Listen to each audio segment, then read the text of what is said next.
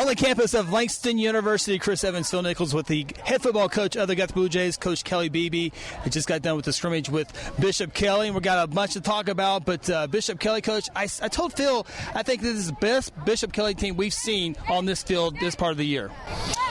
Well, JJ and his bunch do a great job over there. They're a very veteran team. You know, they went on a deep playoff run last year, knocking out their rival Bishop McGuinness to get to the semifinals, and then they played Ardmore to a touchdown. And very physical football team. They always are. Had 9 returning starters on defense, and then of course you guys saw the speed he had in the OSU commit, number 6, and then they're actually the best player that's going to OSU as well is walking by us right here, the Middleton kid. He's coming back from meniscus tear, so handful. Quarterback was much more effective this year than he was last year, as far as getting the ball out quick and space. And our best group defensively returning is our secondary. They're the most experienced we got. And those guys were in position to make plays. They weren't confused. They got shook a little bit here and there.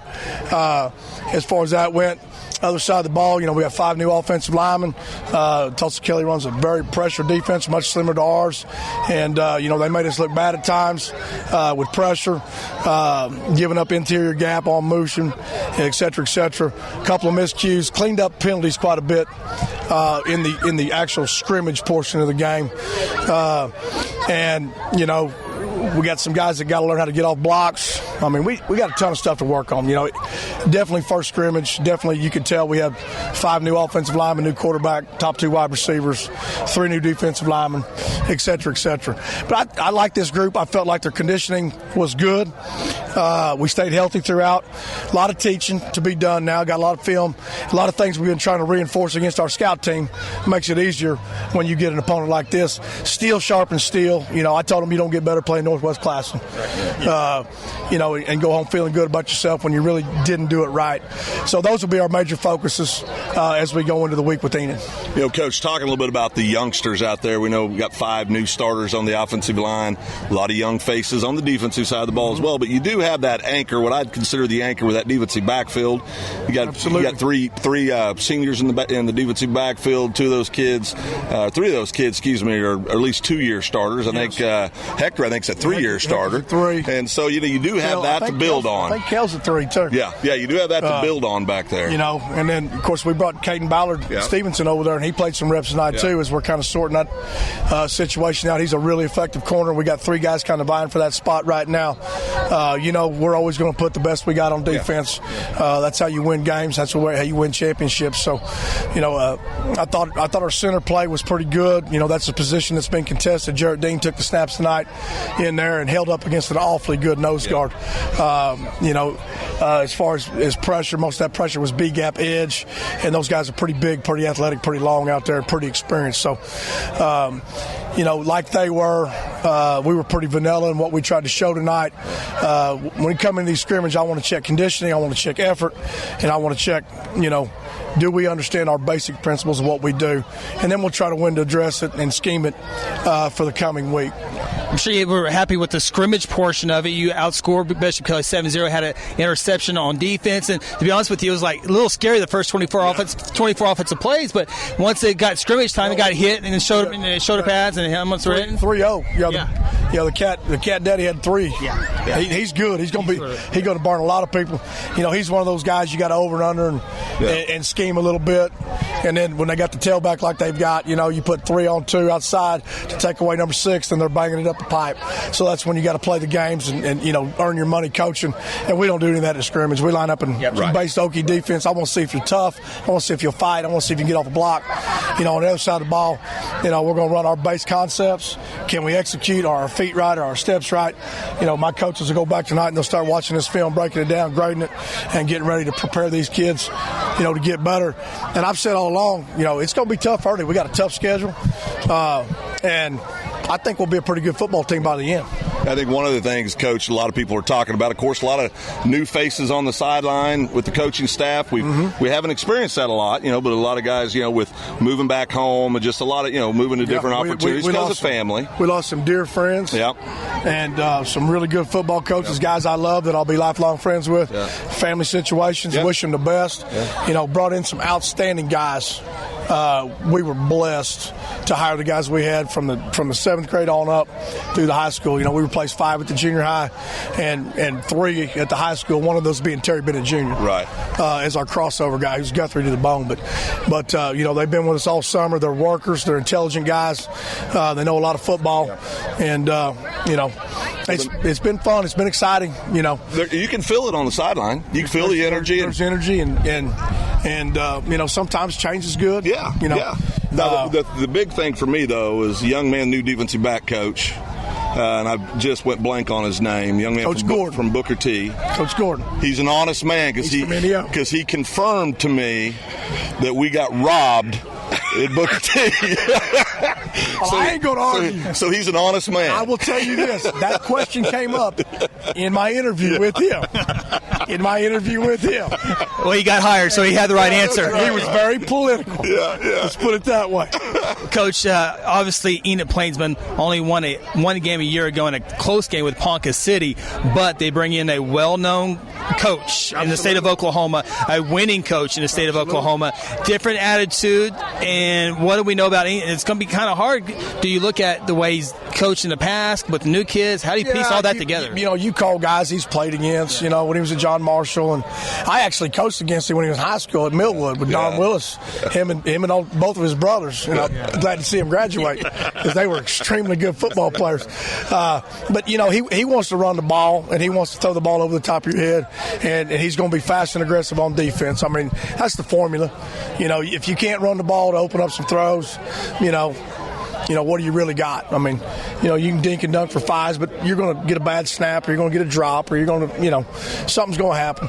But that'll be the formula. That's what he's done. Luckily, he's not bringing Devontae Lee with him. That's right. As far as I know, and as far as I know, Will Phillips did graduate. So those are 2 positives I'm going to find right now. And again, don't know much about them. Obviously don't have any film to look at. And I think they're up there with the big boys tonight. They got Bixby and some of those cats tonight, which is Enid's traditional scrimmage. So, he'll send me the film in the morning. I'll send him this one, and we'll do what we do on the weekend. Try to put the best plan we can together and get the kids ready to go and get out there and get the rock, baby. It's football season. It don't feel like football season. No, it does. We were talking about that earlier, Coach. I'm usually wiping sweat. This is a beautiful night. Beautiful night, perfect night. But I looked at Parker and I said, "Does it feel like football season to you?" And he kind of said, "No, not really." But it got here quick. It got here quick. So I hope it stays. No, I hope it stays. I do too. Now we're excited. The guys are excited. Our 9th grade came out and executed extremely well on both sides of the ball, and our junior varsity executed extremely well on both sides of the ball. Didn't give up a touchdown. I assume they scored some points. I was working with the defense while they were out there. And then we got punched right in the mouth in our 12 and 12s, right in the mouth, and that's why I just told them over here, boys. I said, I ain't done nothing you ain't seen before. We've been practicing, against 20 personnel for 2 weeks, and they're just doing a little bit better. Mm-hmm. What are you going to do? That's right. What are you going to do? And they got a little spark there. Yeah, they did. Defense is about emotion. I mean, I've said that defense, special teams, about emotion. Offense got to be about execution, got to be a little more cerebral, and you got to be a little more in the moment. So I think Hunter actually provided a little bit of spark up front. A Campbell Leach or somebody like that from a year ago provided so much of that the team would just get up. His motor never stopped. Oh, no. They got him to the All-State game. Yeah.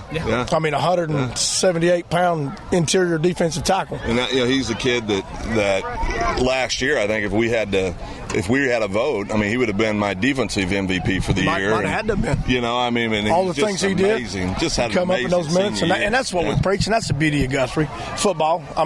Just go out and play as hard as you can play, kids, and just work. You know what I mean? And just work.